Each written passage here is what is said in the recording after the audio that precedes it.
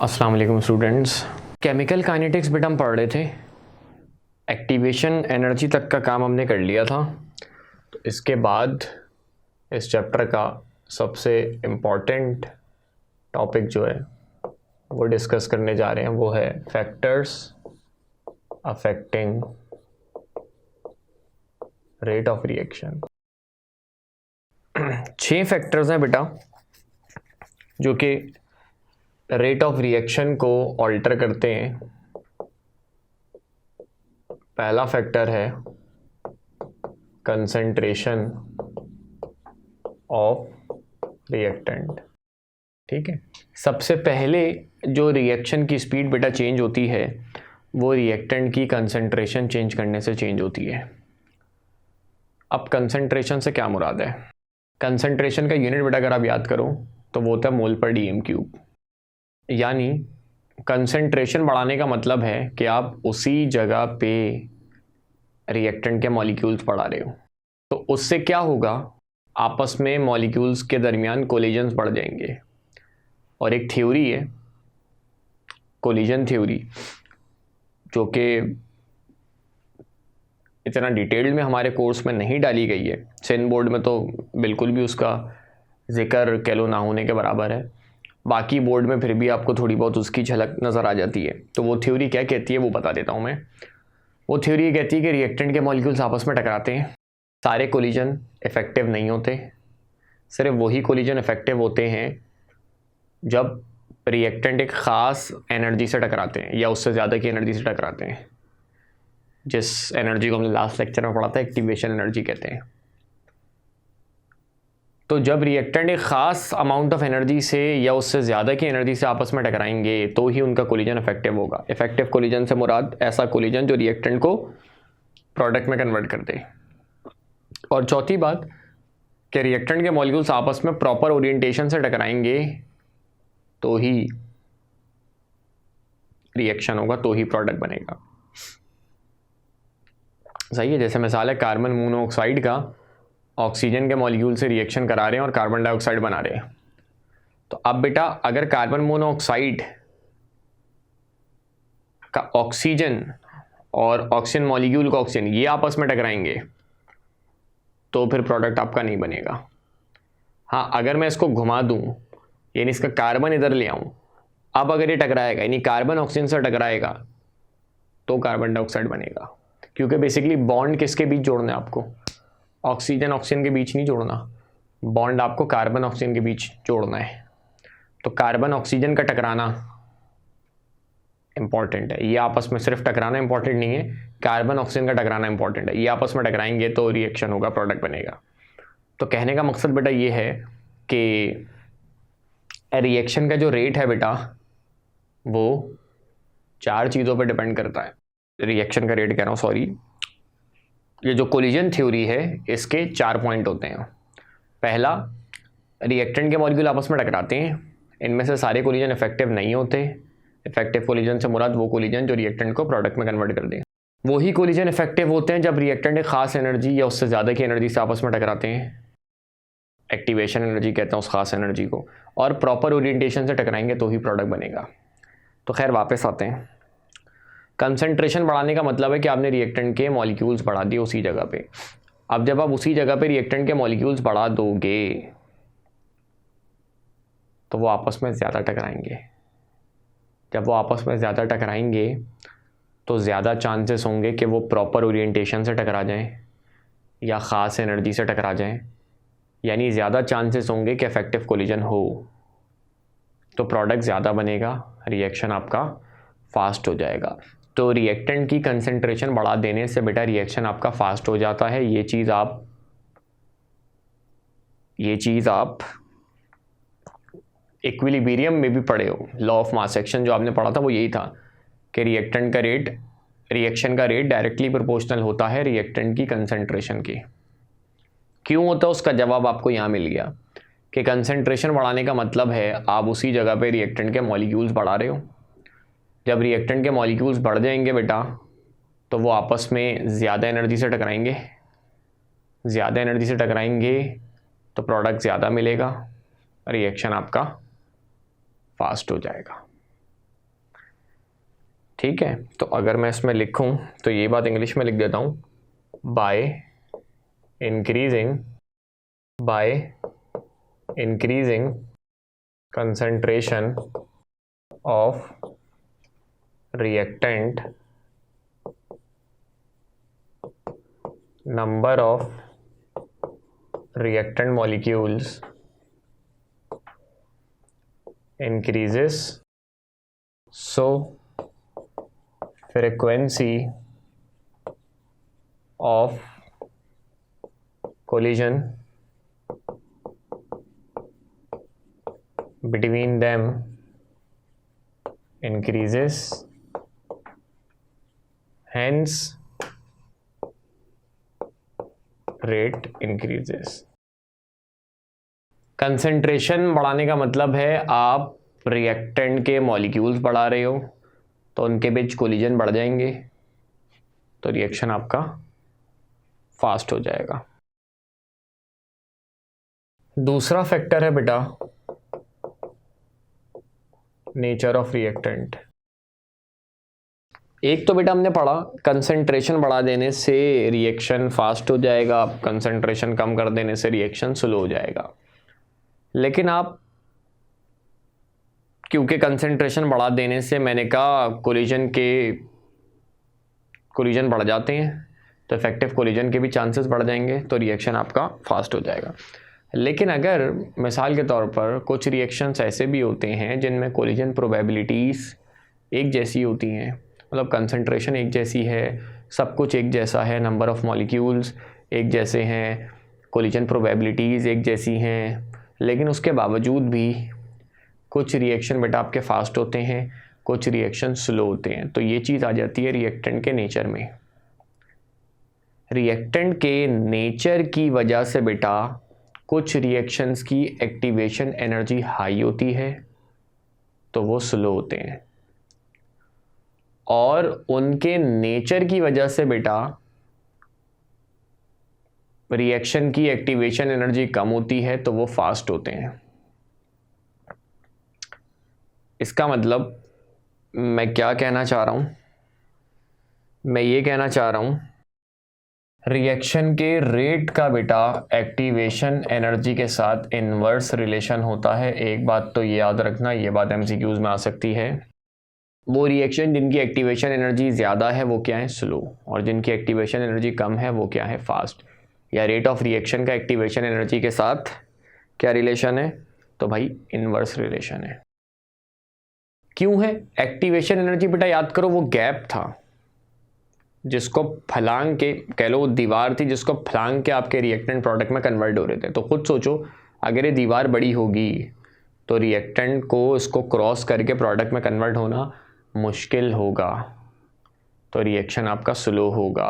और अगर बेटा ये दीवार कम है तो रिएक्टेंट को इसको फलांग के प्रोडक्ट में कन्वर्ट करना आसान होगा, तो रिएक्शन आपका फास्ट होगा। ठीक है, तो एक्टिवेशन एनर्जी के साथ बेटा रिएक्शन के रेट का इन्वर्स रिलेशन होता है। जिन रिएक्शन की एक्टिवेशन एनर्जी ज़्यादा वो स्लो, और जिनकी एक्टिवेशन एनर्जी कम वो, तो अच्छा अब एक्टिवेशन एनर्जी ज़्यादा क्यों है रिएक्शन की या कम क्यों है बेटा, तो ये चीज़ आ जाती है रिएक्टेंट के नेचर में। रिएक्टेंट के नेचर की वजह से कुछ रिएक्शन की एक्टिवेशन एनर्जी ज़्यादा होती है और कुछ की कम होती है। जैसे मिसाल के तौर पर अल्कली मेटल का रिएक्शन है और अल्कलाइन अर्थ मेटल का रिएक्शन है, तो अब मुझे बताओ किसका रिएक्शन फास्ट होगा। अल्कली मेटल का रिएक्शन फास्ट होगा, अल्कलाइन अर्थ मेटल का रिएक्शन स्लो होगा। क्यों? अल्कली मेटल के बेटा आखिरी शेल में एक इलेक्ट्रॉन है तो उनको निकालना आसान है, मतलब उनकी रिएक्टिविटी ज़्यादा है। या वैसे ही आप पढ़ते हो 1A के जो मेटल्स हैं वो 2A वालों से ज़्यादा रिएक्टिव होते हैं, क्योंकि 1A वालों की आयोनाइजेशन एनर्जी कम होती है, मतलब उनकी इलेक्ट्रोपॉजिटिविटी ज़्यादा होती है, उनकी रिएक्टिविटी ज़्यादा होती है। तो अल्कली मेटल्स हैं और अल्कलाइन अर्थ मेटल्स हैं, जल्दी कौन रिएक्ट कर जाएंगे बेटा, अल्कली मेटल्स। तो ये चीज़ रिएक्टेंट के नेचर में आ रही है ना, सब कुछ सेम है, बस एक में अल्कली मेटल को लिया, एक में अल्कलाइन अर्थ मेटल को लिया। तो अल्कली मेटल फास्ट रिएक्ट कर रहा है, alkaline earth metal slow react कर रहा है। तो ये चीज़ आएगी बेटा रिएक्टेंट के नेचर में। आयोनिक रिएक्शंस हैं और ऑर्गेनिक रिएक्शंस हैं। तो कौन से रिएक्शन फास्ट होंगे बेटा? जाहिर है आयनिक रिएक्शन। आइंस के बीच जो रिएक्शन है वो बहुत तेज़ी के साथ होता है। एक पॉजिटिव आइन एक नेगेटिव आइन है, आपस में जल्दी रिएक्ट कर जाएगा, तो रिएक्शन आपका। इसी तरह आपके पास गैस का रिएक्शन है, लिक्विड का रिएक्शन है, सॉलिड का रिएक्शन है। तो कौन फास्ट रिएक्ट करेगा? गैसेस फास्ट रिएक्ट करेंगी, फिर लिक्विड, सॉलिड सबसे स्लो रिएक्ट करेंगे। ठीक है, सॉलिड का पीस एक मिसाल है, वो तो खैर चलो सरफेस एरिया में आ जाएगा। या होमोजेनस रिएक्शन जितने भी हैं वो फास्ट होंगे as compared to heterogeneous reaction, मतलब जिसमें रिएक्टेंट सारे एक ही फेसेस में है, तो वो एक दूसरे को ज़्यादा बेहतर समझेंगे, फास्ट रिएक्ट करेंगे। हेट्रोजेनस है तो वो स्लो रिएक्ट करेंगे। तो कहने का मकसद है बेशुमार चीज़ें हैं, वो खैर इतनी डिटेल में हमारे कोर्स में शामिल भी नहीं है। बस आपको सिर्फ इतना रखना है कि बहुत सारे फैक्टर्स हैं बेटा, रिएक्टेंट के नेचर है जिसकी वजह से इस रिएक्शन की एक्टिवेशन एनर्जी ज़्यादा है तो ये स्लो होगा, एक्टिवेशन एनर्जी कम है तो ये फास्ट होगा। मतलब कहने का मकसद है कि ये चीज़ रिएक्टेंट के नेचर में आ जाती है। सही है, तो इसमें लिख देते हैं nature of reactant also affects rate of reaction as activation energy is different for different substances। जैसे मिसाल के तौर पर हमारी बुक में दो रिएक्शन दिए हुए हैं, दोनों बज़ाहिर देखने में एक जैसे हैं, तो आपको लग रहा है दोनों में कोलिजन प्रोबेबिलिटीज़, टकराने के चांसेस सब कुछ एक जैसे हैं, मगर इसके बावजूद बेटा ऊपर वाला रिएक्शन फास्ट है और नीचे वाला रिएक्शन स्लो है। क्यों? क्योंकि ऊपर वाले की एक्टिवेशन एनर्जी कम है और नीचे वाले की एक्टिवेशन एनर्जी ज़्यादा है। बिकॉज ऐसा क्यों है? Because activation energy for NO is lower than that of CO। ठीक है, तो इस वजह से बेटा NO और O2 के बीच का जो रिएक्शन है वो आपका फास्ट है और CO और O2 के बीच का जो रिएक्शन है बेटा वो आपका स्लो है। तो ये चीज़ बेटा रिएक्टेंट के नेचर में आ जाती है कि रिएक्टेंट के नेचर की वजह से कुछ रिएक्शन की एक्टिवेशन एनर्जी ज़्यादा है तो वो स्लो है और एक्टिवेशन एनर्जी कम है तो वो फास्ट है। तो ये दो फैक्टर हो गए। आगे चलते हैं तीसरे फैक्टर पे बेटा। तीसरा फैक्टर है टेम्परेचर। तीसरा फैक्टर है टेम्परेचर। टेम्परेचर बढ़ाने से बेटा रिएक्शन का रेट बढ़ जाता है, चाहे वो एक्सोथर्मिक रिएक्शन हो चाहे वो एंडोथर्मिक रिएक्शन हो। सही है, अक्सर बच्चे सोचते हैं कि भाई एक्सोथर्मिक में तो एनर्जी रिलीज होती है तो टेम्परेचर बढ़ाने से उनका रेट क्यों बढ़ रहा है। तो बेटा दोनों के ग्राफ याद करो। हाँ, एक्सोथर्मिक में ओवरऑल एनर्जी निकलती है, एंडोथर्मिक में ओवरऑल आपको एनर्जी देनी पड़ती है। मगर बेटा जब आपको रिएक्शन स्टार्ट कराना है तो उसके लिए आपको रिएक्टेंट को लाजमी एक्टिवेट करना पड़ता है, चाहे वो एंडोथर्मिक रिएक्शन हो चाहे वो एक्सोथर्मिक रिएक्शन हो। ग्राफ दोनों के याद करो। कुछ ना कुछ एनर्जी बैरियर होता है जिसको आपने क्रॉस करना होता है। हाँ, एंडो में वो बैरियर बड़ा होता है, एक्सो में वो बैरियर कम होता है। ठीक है, और एंडो में जो आपके प्रोडक्ट बनते हैं वो रिएक्टेंट से ऊपर बनते हैं, तो इसका मतलब ओवरऑल उस प्रोसेस में एनर्जी एब्जॉर्ब हो रही है। और एक्सो में प्रोडक्ट आपके नीचे बनते हैं तो इसका मतलब ओवरऑल आपकी एनर्जी रिलीज हो रही है। मगर रिएक्शन करवाने के लिए बेटा, रिएक्शन को इनिशिएट करने के लिए, चाहे वो एक्सोथर्मिक हो चाहे वो एंडोथर्मिक हो, रिएक्टेंट को एनर्जी देनी पड़ती है। आपको रिएक्टेंट को एक्टिवेट करना पड़ता है, सही है, एंडो में ज़्यादा एक्सो में कम। तो टेम्परेचर बढ़ा देने से बेटा जाहिर सी बात है रिएक्शन आपका फास्ट हो जाएगा। तो इसमें एक बात लिख रहा हूं मैं, rate of reaction doubles for every 10 degree centigrade और 10 kelvin rise in temperature. Her 10 kelvin या 10 डिग्री टेम्परेचर आप बढ़ाओगे तो रिएक्शन का रेट डबल हो जाएगा।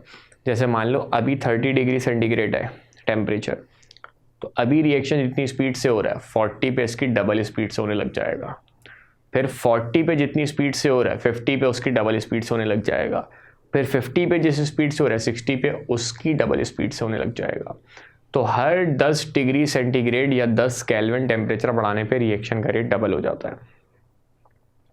अच्छा, यहाँ पे चेंज इन टेम्परेचर की बात हो रही है, टेम्परेचर बढ़ाने की बात हो रही है, तो सेल्सियस बोलो केल्विन बोलो एक ही बात है। इसलिए 10 डिग्री भी आ रहा है या 10 केल्विन भी आ रहा है, ठीक है।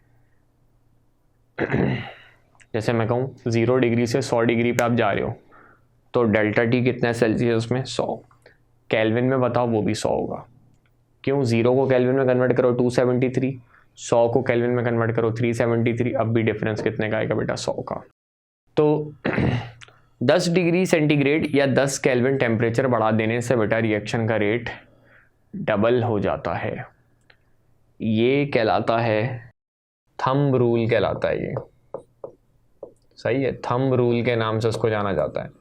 तो अक्सर आ जाती है स्टेटमेंट लिखी आ जाती है, बोलते हैं स्टेटमेंट किसकी है, तो थंब रूल की है।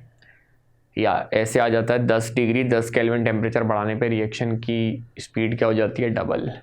या कितना टेम्परेचर बढ़ाने पे रिएक्शन की स्पीड डबल हो जाती है? तो 10 डिग्री या 10 केल्विन। ठीक है, क्यों हो जाती है इसको समझते हैं। बाय इंक्रीजिंग टेम्परेचर नंबर या फिर fraction of molecules having energy equal to और greater than activation energy increases, hence rate increases।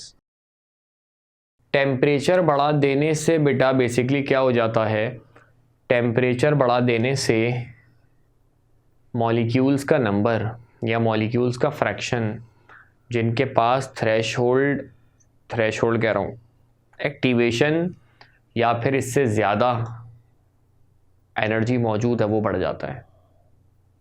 जैसे मिसाल के तौर पर मैं कहूँ भाई अभी 30 डिग्री सेंटीग्रेड है, तो अभी 10 मॉलिक्यूल के पास एक्टिवेशन या फिर इससे ज़्यादा एनर्जी मौजूद है। देखो एक ख़ास टेम्परेचर पर सारे मॉलिक्यूल्स की एनर्जी एक जैसी नहीं होती। लास्ट लेक्चर में भी मैंने आपको बताया था, जब भी हम एवरेज इंटरनल एनर्जी की बात करते हैं, यानी कुछ मॉलिक्यूल की ज़्यादा होगी कुछ की कम होगी, सबकी एक जितनी नहीं होगी, जब भी हम एवरेज की बात करते हैं। तो जैसे मैंने कहा, मान लो 30 डिग्री सेंटीग्रेड पे 10 मॉलिक्यूल के पास एक्टिवेशन एनर्जी है। जब आप टेम्परेचर को 30 से बढ़ा के 40 कर दोगे ना, तो बेटा 10 की जगह 20 मॉलिक्यूल के पास एक्टिवेशन एनर्जी होगी। 40 से बढ़ा के 50 कर दो, एक मिसाल है, तो 20 की जगह 40 मॉलिक्यूल के पास एक्टिवेशन एनर्जी है। 50 से बढ़ा के 60 कर दो, तो अब 40 की जगह 80 मॉलिक्यूल के पास एक्टिवेशन एनर्जी है। तो जिनके पास एक्टिवेशन एनर्जी होगी वो प्रोडक्ट में कन्वर्ट होंगे। तो रिएक्शन आपका फास्ट हो रहा है ना। पहले 10 मॉलिक्यूल 30 डिग्री पे 10 मॉलिक्यूल कन्वर्ट हो रहे थे, 40 डिग्री पे 20 मॉलिक्यूल कन्वर्ट हो रहे, 50 पे 40 मॉलिक्यूल कन्वर्ट हो रहे, 60 पे 80 मॉलिक्यूल जो है वो प्रोडक्ट में कन्वर्ट हो रहे हैं। तो टेम्परेचर बढ़ा देने से बेटा, रीज़न इसलिए बता दूं कि रीज़न आता है कि टेम्परेचर बढ़ा देने से रिएक्शन का रेट क्यों बढ़ जाता है। तो इस ऑप्शन पर टिक करोगे, मॉलिक्यूल्स नंबर ऑफ मॉलिक्यूल्स या fraction of molecules possessing activation energy increases. Molecules का फ्रैक्शन या मॉलिक्यूल्स की तादाद जिनके पास एक्टिवेशन या उससे ज़्यादा एनर्जी मौजूद है वो बढ़ जाता है, तो रिएक्शन आपका फास्ट हो जाता है। ठीक है, अगले फैक्टर पे चलते हैं। जो बेटा आपका फैक्टर है वो है कैटलिस्ट।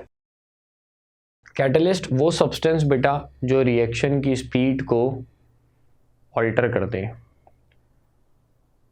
बढ़ाता भी है कम भी कर देता है। अच्छा, अगर मैं खाली कैटलिस्ट की बात करूं तो मतलब अंडरस्टूड है कि मैं अमूमन जब इंडस्ट्री में कोई रिएक्शन हो रहा होता है तो मतलब वो रिएक्शन हम खुद करा रहे होते हैं, तो हम चाहते हैं कि वो रिएक्शन ज़्यादा हो, तो वहाँ पे जो हम कैटलिस्ट डालते हैं बेटा वो उसकी स्पीड बढ़ाने के लिए डालते हैं। सही है, तो अगर मैं सिंपल कैटलिस्ट बोलूँ तो उसका मतलब अंडरस्टूड है कि मैं कौन से कैटलिस्ट की बात कर रहा हूँ, उस कैटलिस्ट की बात कर रहा हूँ जो रिएक्शन की स्पीड को बढ़ाता है। तो कैटेगराइज भी इसको कर लेते हैं। सबसे पहले आपका हो गया पॉजिटिव कैटलिस्ट। पॉजिटिव कैटलिस्ट नाम से पता चल रहा है बेटा जो रिएक्शन की स्पीड को बढ़ाए, increases rate of reaction by decreasing activation energy. क्या करता है बेटा पॉजिटिव कैटलिस्ट? एक्टिवेशन एनर्जी को, उस गैप को कम कर देता है, या इसको थोड़ा सा और अच्छा करके अगर लिख लो, providing alternate route of low activation energy. Catalyst क्या करता है बेटा? ऑल्टरनेट रूट प्रोवाइड करता है जिससे होते हुए आपके रिएक्टेंट बड़ी आसानी से प्रोडक्ट में कन्वर्ट हो जाते हैं। जैसे मिसाल के तौर पर अगर मैं एक सिंपल सा इसका ग्राफ से समझाने की कोशिश करूं, ये आपके रिएक्टेंट हैं, यहाँ पे मान लो कहीं पे आपका प्रोडक्ट है, सही है, तो पहले ये इस तरह से कन्वर्ट हो रहे होते हैं रिएक्टेंट प्रोडक्ट में, लेकिन जैसे ही कैटलिस्ट डालते हैं तो कैटलिस्ट एक ऑल्टरनेट तरीका दिखा देता है जिससे आपके रिएक्टेंट जो हैं वो आसान रास्ते से प्रोडक्ट में कन्वर्ट होने लग जाते हैं। ठीक है, तो देखो बेटा इसकी एक्टिवेशन एनर्जी ज़्यादा है और इस रिएक्शन की एक्टिवेशन एनर्जी कम है। तो कैटलिस्ट बेसिकली क्या करता है, एक ऑल्टरनेट रूट प्रोवाइड करता है जिस पे चलते हुए आपके रिएक्टेंट आसानी से प्रोडक्ट में कन्वर्ट हो जाते हैं, तो आपका रिएक्शन फास्ट हो जाता है। सही है, पहले वो मुश्किल रास्ते से प्रोडक्ट में कन्वर्ट हो रहे होते हैं, कैटलिस्ट उन्हें एक आसान रास्ता दिखाता है जिससे वो आसानी से प्रोडक्ट में कन्वर्ट होता है, रिएक्शन फास्ट हो जाता है, काम आसान हो जाता है। मिसाल के तौर पर आपको एक जगह से कहीं दूसरी जगह जाना है, तो आप कोई मुश्किल रास्ते से जा रहे हो, आपने क्या किसी से रास्ता पूछ लिया या गूगल मैप खोल लिया, उसने आपको एक आसान रास्ता दिखा दिया, तो अब आप जब उससे जाओगे तो आपका काम आसान हो जाएगा, जल्दी पहुंच जाओगे, सुकून से पहुंच जाओगे। तो बस कैटलिस्ट यही करता है, एक्टिवेशन एनर्जी को कम कर देता है, या ज़्यादा बेहतर अगर मैं इसको बोलूँ, एक ऑल्टरनेट तरीका, मतलब एक्टिवेशन एनर्जी को कम नहीं करता, एक ऑल्टरनेट तरीका, एक ऑल्टरनेट रूट प्रोवाइड करता है जिसकी एक्टिवेशन एनर्जी ऑलरेडी कम होती है। तो आपका रिएक्शन बेटा क्या हो जाता है, फास्ट हो जाता है। ठीक है, तो पॉजिटिव कैटलिस्ट रिएक्शन की स्पीड को बढ़ाता है, एक्टिवेशन एनर्जी को कह लो कम करके, या ज़्यादा बेहतर इसको करूँ तो एक ऑल्टरनेट रूट प्रोवाइड करके जिसकी एक्टिवेशन एनर्जी पुराने रूट के मुकाबले में बेटा कम होती है। नेगेटिव कैटलिस्ट क्या करता है? नेगेटिव कैटलिस्ट रिएक्शन की स्पीड को ज़ाहिर है कम करता है, डिक्रीजेस रेट ऑफ रिएक्शन। कैसे? अक्सर बच्चे कहते हैं भाई वहाँ एक्टिवेशन एनर्जी कम हो रही थी, यहाँ बढ़ती है, तो बढ़ती नहीं है बेटा, by combining with reactant molecules. Negative catalyst बेटा क्या करता है, रिएक्शन की स्पीड को कम कर देता है। कैसे? रिएक्टेंट के मॉलिक्यूल के साथ कंबाइन हो जाता है, मतलब उनको आपस में टकराने से रोक देता है। जब वो आपस में टकराएंगे नहीं तो इफेक्टिव कोलिजन भी नहीं होगा, प्रोडक्ट भी नहीं बनेगा, तो रिएक्शन आपका स्लो हो जाएगा। तो नेगेटिव कैटलिस्ट रिएक्शन की स्पीड को कम करता है। कैसे? रिएक्टेंट के मॉलिक्यूल के साथ कंबाइन होकर, एक्टिवेशन एनर्जी को बढ़ा के नहीं। क्योंकि खुद सोचो, वे पॉजिटिव कैटलिस्ट क्या कर रहा था, एक ऑल्टरनेट रूट प्रोवाइड कर रहा था जिसकी एक्टिवेशन एनर्जी कम थी। अब अगर मैं कैटलिस्ट डालूं वो एक ऐसा रूट प्रोवाइड करे जिसकी एक्टिवेशन एनर्जी ज़्यादा है, तो रिएक्टेंट उस रास्ते से जाएंगे क्या प्रोडक्ट में कन्वर्ट होने? नहीं ना। मिसाल है, आप एक रास्ते से जा रहे हो, कोई दूसरा आपको बोले यार फलाने रास्ते से चले जाओ और वो और लंबा हो, तो आप उसकी बात मानोगे क्या? बोलोगे नहीं, इससे आसानी से तो मैं खुद जा रहा हूँ, तुम्हारी बात क्यों मानूँ? तो वही सीन है कि बेटा पॉजिटिव कैटलिस्ट उस गैप को कम करता है, एक्टिवेशन एनर्जी को कम करता है, मगर नेगेटिव कैटलिस्ट जो उसको बढ़ाता नहीं है। क्या करता है वो? एक्टिवेशन एनर्जी को चेंज नहीं करता, रिएक्टेंट के मॉलिक्यूल के बीच में आ जाता है, उनको आपस में टकराने से रोक देता है। जब वो आपस में टकराएंगे नहीं तो प्रोडक्ट कम बनेगा, प्रोडक्ट कम बनेगा तो रिएक्शन आपका बेटा स्लो हो जाएगा। ठीक है। अच्छा, पॉजिटिव कैटलिस्ट को एक्टिवेटर भी कहते हैं और नेगेटिव कैटलिस्ट को बेटा इनहिबिटर भी कहते हैं। आपकी बेटा सिन बोर्ड की जो बुक है ना, उसमें पेज नंबर 240 पे कुछ 4-5 रिएक्शंस लिखे हैं, आगे उनके कैटलिस्ट बताए हुए हैं और उनका नेचर बताया हुआ है कि वो पॉजिटिव है या नेगेटिव है। तो उसको बेटा पढ़ लेना, वो MCQs में आ जाते हैं। लिख देता हूँ मैं, पेज नंबर 240 पे एक चार्ट बना हुआ है जिसमें कैटलिस्ट बताए गए हैं, तो उसको रीड कर लेना। ठीक है बेटा, तो ये 2 कैटलिस्ट हो गए, आगे चलते हैं। तीसरा जो बेटा कैटलिस्ट होता है आपका, वो होता है auto catalyst.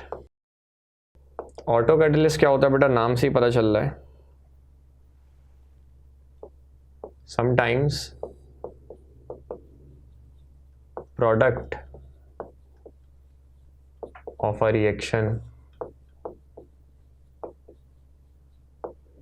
act as a catalyst. Such reactions are called autocatalysis reaction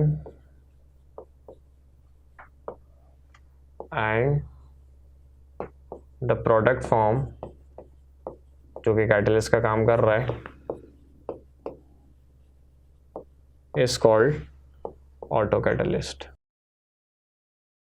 बाज़ औक़ात बेटा रिएक्शन का जो प्रोडक्ट होता है वो कैटलिस्ट का काम करने लग जाता है अपनी मर्ज़ी से, तो ऐसे कैटलिस्ट को बेटा फिर हम ऑटो कैटलिस्ट कहते हैं और ऐसे रिएक्शन को हम ऑटो कैटालिसिस रिएक्शन कहते हैं।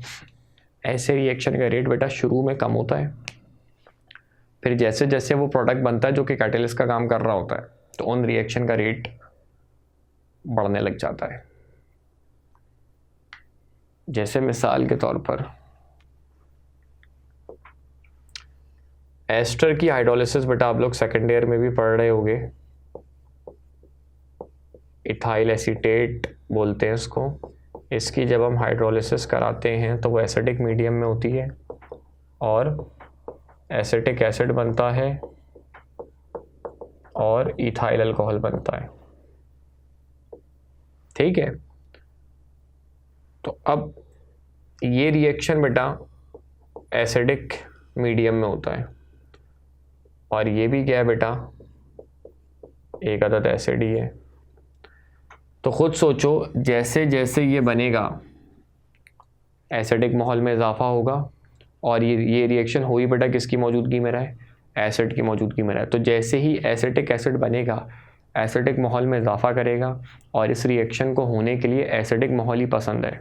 तो जब एसिडिक माहौल में इजाफा होगा तो रिएक्शन आपका फास्ट हो जाएगा, यानी ये आपका किसका काम कर रहा है बेटा? ऑटो कैटलिस्ट का ही तो काम कर रहा है, समझे?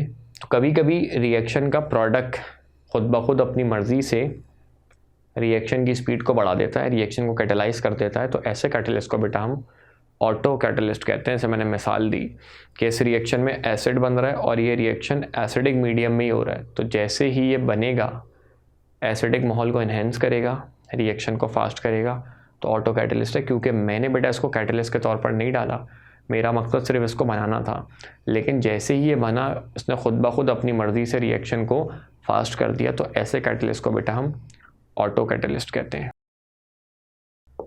बायो कैटलिस्ट, बायो कैटलिस्ट इसके नाम में इसकी डेफिनेशन है सब्सटेंसेस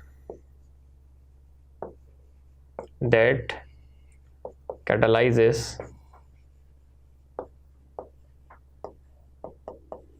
biochemical processes। सही है, जैसे कि आपके एंजाइम्स, जितने भी बायोकेमिकल रिएक्शंस आपके हो रहे हैं ना, उनको जो सब्सटेंसेस कैटलाइज करते हैं, जैसे फर्मेंटेशन एक बायोकेमिकल प्रोसेस होता है। आप फर्मेंटेशन के प्रोसेस से इथेनॉल बनाते हो। अपने कोर्स में आपने स्टार्च की फर्मेंटेशन पढ़ी होगी, मोलेसिस की फर्मेंटेशन पढ़ी होगी, उससे आप इथेनॉल बनाते हो, तो ये एक बायोकेमिकल प्रोसेस है। तो ये बेटा एंजाइम्स की मौजूदगी में होता है। जाइमेस को इस्तेमाल करते हैं, सक्रेस को इस्तेमाल करते हैं, माल्टेस को इस्तेमाल करते हैं, डाइस्टेस को इस्तेमाल करते हैं, इन्वर्टेस, तो एंजाइम की मौजूदगी में होता है। तो जितने भी बायोकेमिकल रिएक्शंस को जो सब्सटेंस कैटलाइज करते हैं वो आपके बायो कैटलिस्ट कहलाते हैं, जो कि कौन होते हैं? जिनको हम एंजाइम का नाम देते हैं। बायो में आप ज़्यादा डिटेल में इनके बारे में पढ़ते हो। इसके बाद एक होते हैं बेटा प्रोमोटर। प्रोमोटर क्या होते हैं? प्रोमोटर बोलते हैं या फिर कैटलिस्ट ऑफ अ कैटलिस्ट।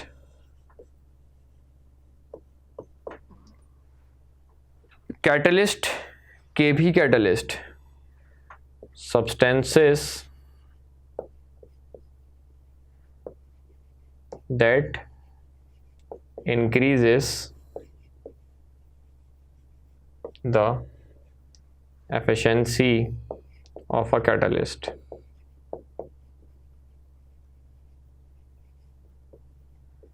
वो सब्सटेंसेस बेटा जो कैटलिस्ट की भी एफिशिएंसी को बढ़ा दें, वो आपके प्रोमोटर होते हैं। अक्सर रिएक्शन में आपने देखा होगा 2, 3, 4 कैटलिस्ट डाल लें, तो उसमें से एक कैटलिस्ट होता है, बाकी प्रोमोटर होते हैं, बाकी उस कैटलिस्ट की एफिशिएंसी को बढ़ा रहे होते हैं। जैसे हैबर प्रोसेस आपने पढ़ा होगा, उसमें कैटलिस्ट के तौर पर बेटा हम आयरन को डालते हैं या प्लेटिनम को डालते हैं, आयरन को डालते हैं मान लो। उसके साथ यही जो पेज नंबर अभी मैंने पीछे तुम लोग बताया 240, इस पर आप देखो तो 3-4 चीज़ें लिखी होंगी। आयरन लिखा होगा या प्लेटिनम लिखा होगा, और साथ में Al2O3, CaO, K2O, ये सारी चीज़ें होंगी, मतलब कुछ मेटल के ऑक्साइड्स होंगे। तो ये जो मेटल के ऑक्साइड्स बेटा हैं, ये प्रोमोटर का काम कर रहे हैं। या अक्सर हाइड्रोजनेशन रिएक्शन है बेटा, उसमें आप निकल को तो डालते हो कैटलिस्ट के तौर पर, साथ में कॉपर को डालते हो, तो कॉपर बेटा प्रोमोटर है, समझे? जो कैटलिस्ट की भी एफिशिएंसी को बढ़ा दें उन्हें हम प्रोमोटर कहते हैं। बाकी इसका जिक्र सिर्फ सिंध बोर्ड में है, बाकी जगह पे इसको अमूमन एक्टिवेटर में ही डाल दिया जाता है, क्योंकि कैटलिस्ट ही है ना एक तरह से, लेकिन फिर भी इसको अलग रखो तो ज़्यादा बेहतर है।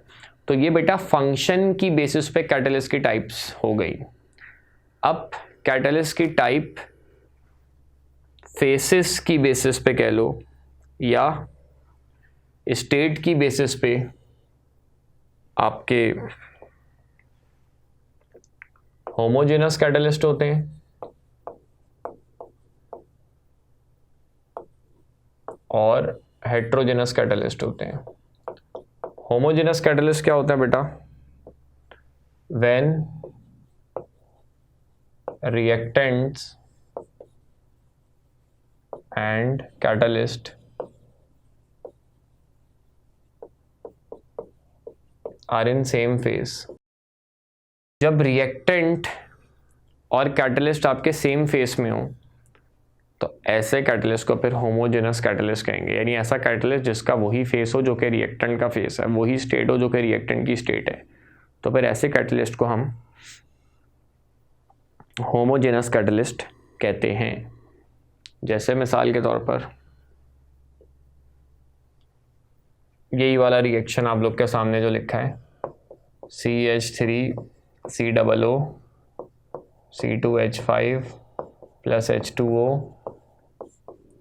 एसिटिक एसिड बना रहा है और इथाइल अल्कोहल बना रहा है। अब ये जो बेटा रिएक्शन हो रहा है किसकी मौजूदगी में हो रहा है? एसिड की मौजूदगी में हो रहा है। तो ये एसिड लिक्विड है और ये भी लिक्विड है, तो रिएक्टेंट और कैटलिस्ट का फेस सेम है, तो ये बेटा आपका होमोजेनस कैटलिस्ट होता है। दूसरा बेटा आपका हेट्रोजेनस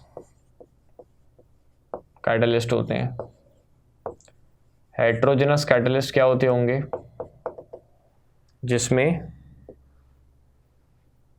रिएक्टेंट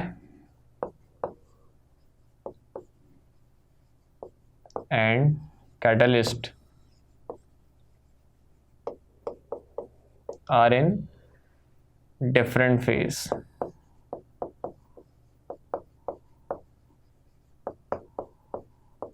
ठीक है, जिसमें रिएक्टेंट और कैटलिस्ट का फेस अलग हो।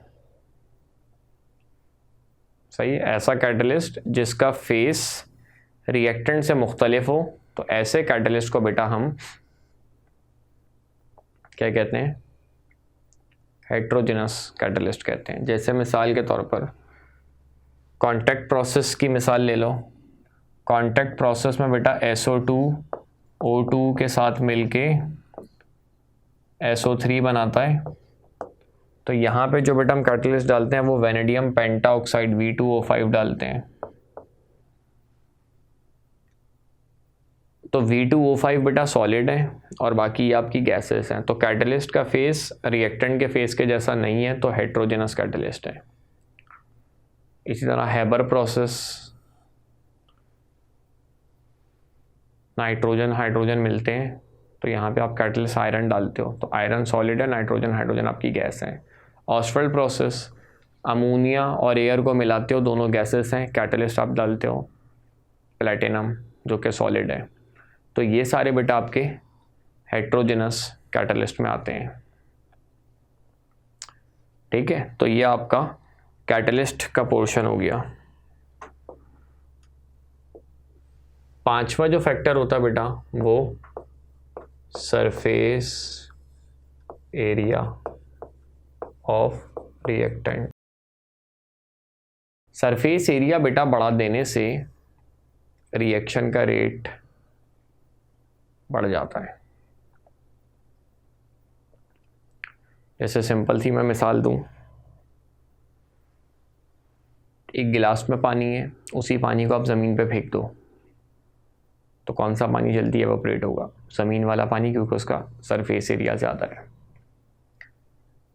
चीनी या नमक का एक बड़ा सा पीस आप पानी में डालो और उसी को पाउडर फॉर्म में डालो, कौन जल्दी डिजॉल्व होगा? पाउडर वाला, क्योंकि पाउडर वाले का सरफेस एरिया ज़्यादा है।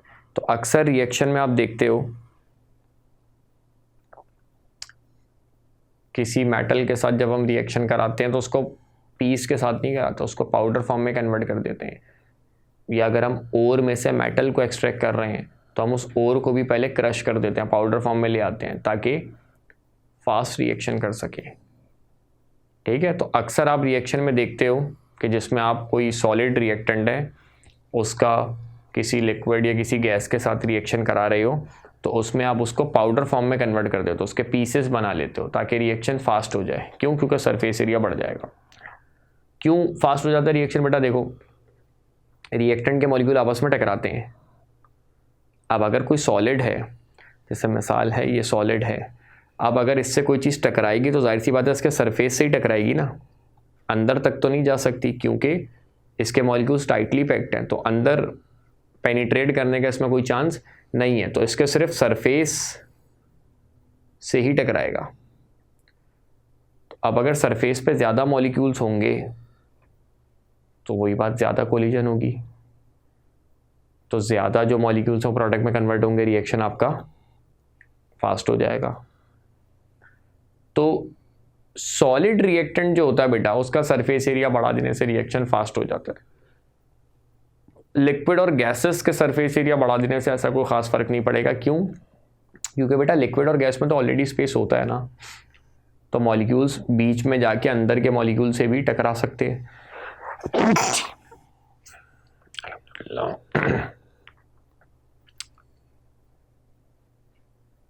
ठीक है, जबकि सॉलिड के मॉलिक्यूल टाइटली पैक्ड हैं, तो सरफेस पे जो मॉलिक्यूल्स होंगे उन्हीं से टकराएगा। तो उस पर अगर ज़्यादा मॉलिक्यूल होंगे तो रिएक्शन फास्ट होगा, कम मॉलिक्यूल होंगे तो रिएक्शन स्लो होगा। तो यही बात लिख देते हैं, in case of heterogeneous reaction, heterogeneous reaction जिसमें रिएक्टेंट अलग अलग फेस में हो, तो rate of reaction increases by increasing surface area of solid reactant। जैसे example, powdered CaCO3 reacts more faster with HCl than piece of CaCO3 because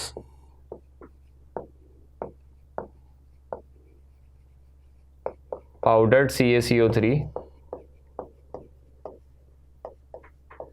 offers greater surface area for HCl to act upon। Heterogeneous reaction अगर आपका जिसमें reactant के faces अलग अलग हैं, तो उसमें अगर आप बेटा सॉलिड रिएक्टेंट का सरफेस एरिया बढ़ा दोगे तो आपका रिएक्शन फास्ट हो जाएगा। आखिरी फैक्टर है बेटा आप छठा फैक्टर, रेडिएशन या फिर लाइट।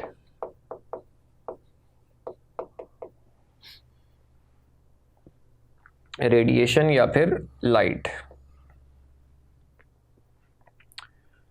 कुछ रिएक्शंस बेटा आपने ऐसे, जैसे डेली लाइफ की मैं बात करूं, आपने कुछ ऐसे रिएक्शंस होने होंगे जो कि लाइट की मौजूदगी में होते हैं, जैसे फोटोसिंथेसिस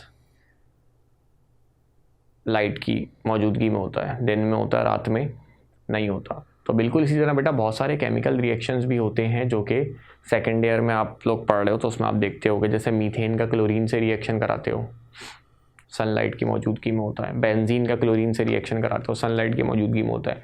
हाइड्रोजन का क्लोरीन से रिएक्शन कराते हो, सनलाइट की मौजूदगी में होता है। तो बहुत सारे रिएक्शन आप अपने कोर्स में ऐसे पढ़ते हो जो कि सनलाइट की मौजूदगी में होते हैं। तो ऐसे रिएक्शन के लिए लाइट होगी तो रिएक्शन होगा, लाइट नहीं होगी रिएक्शन नहीं होगा। तो ऐसे रिएक्शन बेटा जो लाइट की मौजूदगी में हो उन्हें हम फोटोकेमिकल रिएक्शंस कहते हैं और इनका ऑर्डर ज़ीरो होता है। क्योंकि ऐसे रिएक्शन का जो रेट है बेटा वो रिएक्टेंट की कंसेंट्रेशन पर depend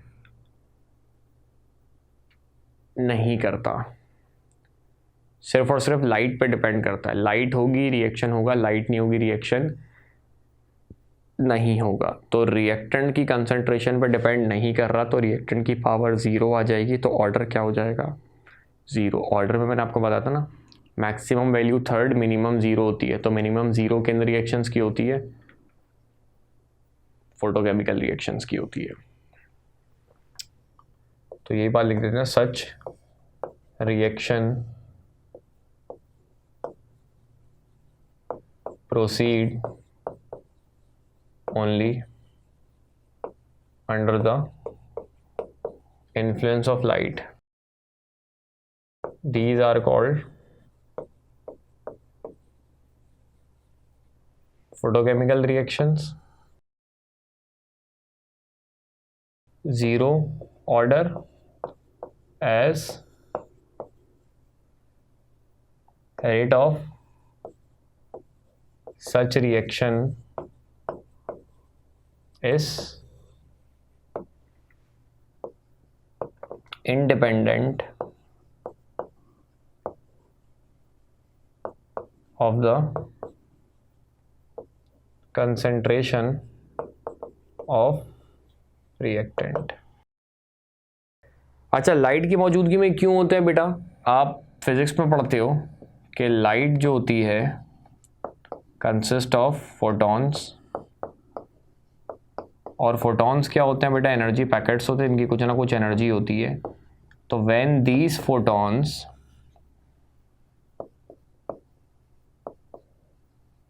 strikes reactant molecule, energy to react. सही है।